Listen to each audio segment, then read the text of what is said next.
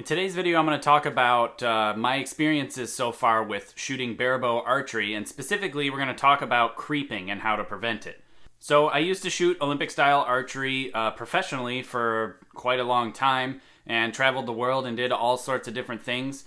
And this is basically a very new thing for me, shooting barebow. So I'm going to share a couple things on how I think you could be a better shooter at home as far as barebow archery goes, because of the things that I have learned while shooting Olympic Style Recurve professionally. You're watching the Kaminski YouTube channel.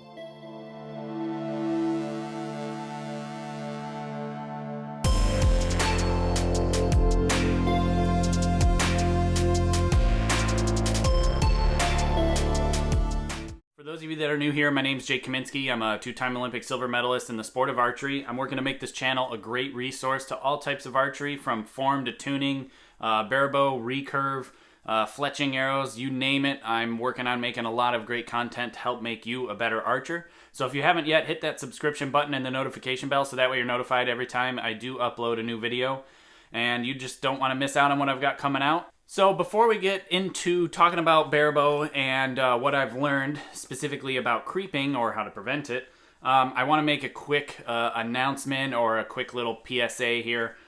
We finally got the books Tuning for Performance in, and I'll be signing them and then shipping them all out to everybody who signed up and paid for pre-orders. Quick word about the pre-orders. We had a bit of a glitch on our end as far as PayPal goes. If you paid through Square, our credit card processing, you're all fine. There's nothing to worry about. However, with PayPal, we changed our email that was listed with PayPal, and basically from that moment before, they basically have been pending all of the orders that were pre-ordered then. And eventually they'll either get kicked back to you, those funds will be refunded to you because of PayPal's glitch, or you can go in and manually cancel the order itself. If I was you, I'd just wait for it to be canceled by them, because I think you'll get all of the fees back and there won't be any cost to you. We did send an invoice to each person that paid through PayPal, so that way they can still get the books. They'll still be signed. They will be sent to everybody who paid for them during this pre-sale time. And essentially, kind of what happened was we switched our emails through PayPal, and then they didn't notify us at all that there was some sort of issue on their end, and they were holding on to hundreds of orders, and you know, it became a big headache. So I'm really sorry for anyone who's having to deal with this. It's definitely my fault, not an issue. It's getting solved. So like I said, you can wait for those funds that you sent out that all are marked pending right now to be returned to you, or you can cancel the order and then just fulfill the invoice that we sent to you, and then you'll still get the books. No problems. Again, I'm really sorry about that, and needless to say about all of this stuff as far as when it comes to PayPal, we are not going to be using them anymore. It's been a bit of a headache. And you know, we apologize 100% to everyone affected by this. So I'm sorry about that. But anyway, yeah, Tuning for Performance. It's available, still available. We have a bunch of copies here. All the pre-sales are going to get sent out. Plus, we have a few extras in case some more orders come in. For the time being, I'll be signing them and sending them out to everybody, including worldwide. Also, it is available at Quick's Archery, I believe. They are carrying it. Lancaster should be getting theirs soon as well. It's available on Amazon, available on my website, jakekaminski.com. All that stuff, links in the description below. Plus, I'll put a card up at the top here for my website. And yeah, thank you for everyone that has pre-ordered this book. Lots of support. I really, really appreciate it. And I'm excited for you guys to get the information as well. Okay, so I'm going to talk a bit about barebow archery and what I have learned so far and how I can help make you a better barebow shooter. So when I was shooting Olympic Style Recurve, and the first time I was really exposed to barebow shooters, it was at field archery tournaments, basically. This was before barebow was in Lancaster Archery Classic, and before that became really a shoot that people went to. And something that I noticed right away, right off the bat, was why does everybody creep?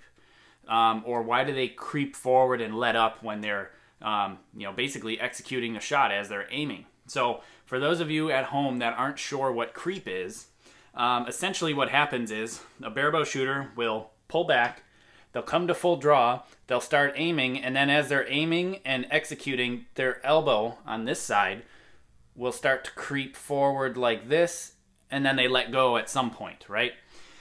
Now, to my eye, I didn't understand why they did it. It didn't make sense from a consistency standpoint, and I just didn't understand it, all right? Now, I've asked some few shooters on why it happens, and I understood at that time, but now because I'm actually shooting, I'm actually dealing with it myself. The video that I did on the review for this bow here, the Win-N-Win Radical Pro and the MXT limbs, I hadn't shot for a few weeks before my actual shooting video of this bow, and I was creeping in the video. A couple guys pointed it out, no big deal. It happens. And what I have narrowed it down to is essentially whatever you're focusing on while at full draw. At least for me, that's for sure. The creeping for me would happen as I was aiming and settling into the shot, and then the shot would break, but I would start creeping unless I basically focused on something very particular. I'm going to explain that in a second, but I want to quick explain, in my opinion, why creeping is bad.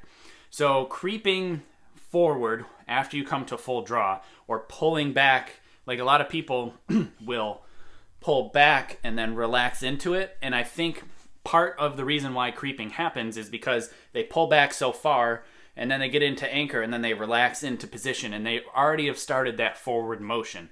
And once you start that forward motion, it's really hard to stop it. Now, in the way that I shot with a clicker with the Olympic Style Recurve, you always pulled back and built up the shot and then the shot broke. It was never a pull back, relax, and then hold and aim and shoot. It was always a progression forward. And so what happens is if you pull back and then relax into it, you're setting a precedence. You're setting almost momentum of that movement forward, and then your bodies just want to continue to move forward. So that's one quick way to avoid it. Make sure you don't do that. But what I think is a problem with creeping is an inconsistent draw length. And an inconsistent draw length means inconsistent amounts of power that are put into that arrow. So you're going to have variance in heights specifically at longer distances when you're shooting barebow and string walking, and shooting any bow for that matter without a clicker. It really, really affects your vertical impact points because of how much energy is being put into the bow. For example, the rough rule of thumb is every inch that you pull the bow back, once you're back to about 28 inches, you'll gain about 2 pounds of draw weight. So yes, an inch is a big change, but even we'll cut that in half or even in quarter, and that's a half a pound difference if you change a quarter inch of draw length.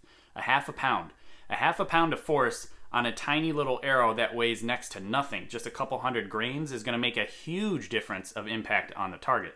And on top of that, with that creeping, target panic starts to build in, and then you start having aiming anticipation, shot anticipation, and all sorts of stuff that I've already started to deal with.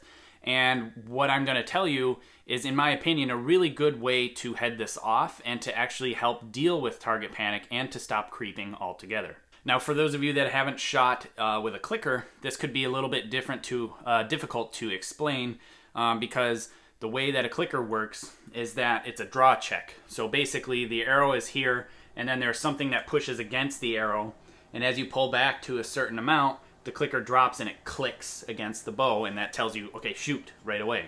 Because then your draw length's super consistent every single shot. Again, same amount of power in that arrow.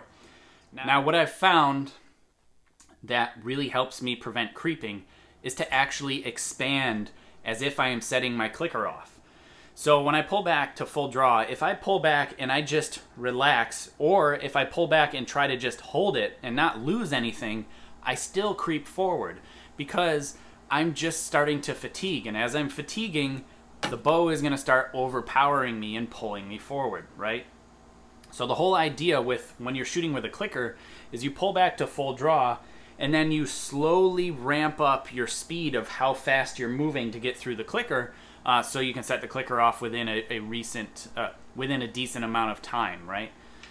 Now, the movement that we are using in Olympic Style Recurve to set that clicker off is so minuscule, it's almost nothing. When I was at the top of my game, I only had to expand about 1 millimeter to get my clicker to go. So my arrow only had to move about 1 millimeter. Now, the speed that I was expanding was extremely, extremely slow and very, very controlled.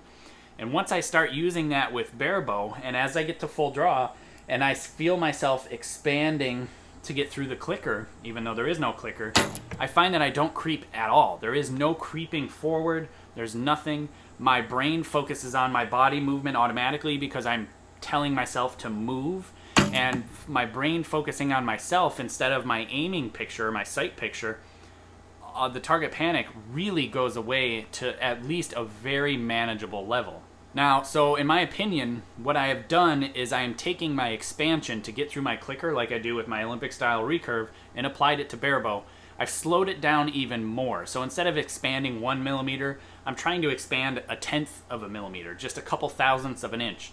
And that little bit of difference is not going to make a big difference at all as far as impact points on the target, especially when you compare it directly to how much I could be creeping if I didn't have this mindset. So it's really a different way, in my opinion, that I need to think about shooting a barebow. Is I still need to shoot it like I'm shooting an Olympic Style Recurve. I still need to pull through the clicker.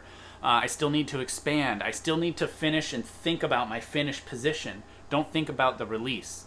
I've done a couple videos in my form series. If you haven't checked that out, I'll put a link in the description below, plus there'll be a card at the top.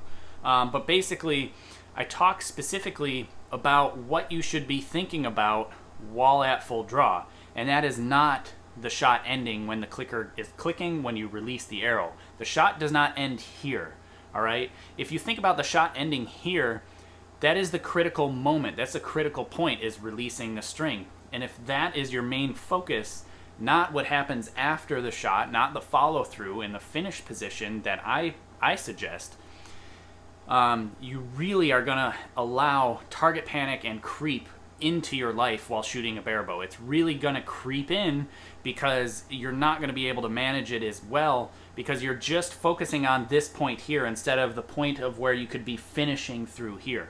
Now, I have a different picture when it comes to release and follow through, and we'll probably save that for another video when it comes to barebow shooting. If you're interested in that or some other barebow specific content, leave me a comment below. It really helped me out because, you know, I can share things that I think is important, but I'm not a long time standing barebow shooter, so there might be other things out there that are way more important that I don't even realize yet. And maybe I can keep that on my radar while shooting and then report to you on my findings. So anyway, what I'm trying to say is the demise of a barebow shooter is oftentimes, in my opinion, creep, because that is going to change your impact point so much. It's going to change how long you're holding. It's going to change how fast that arrow's flying. It's going to change so many things. And on top of that, the creep is going to start allowing target panic to come into effect because you're focusing so much on aiming instead, in my opinion, focusing on that expansion, focusing on the internal pressures that you are building inside of you to get that shot to break. Thanks for watching, and thank you to my Patreon supporters. If you want to become a Patreon supporter or check out books, apparel, and some seminar info, head to jkaminski.com, and be sure to hit that subscribe button and the notification bell to be notified every time a new video is uploaded. And I appreciate you watching. Thank you again.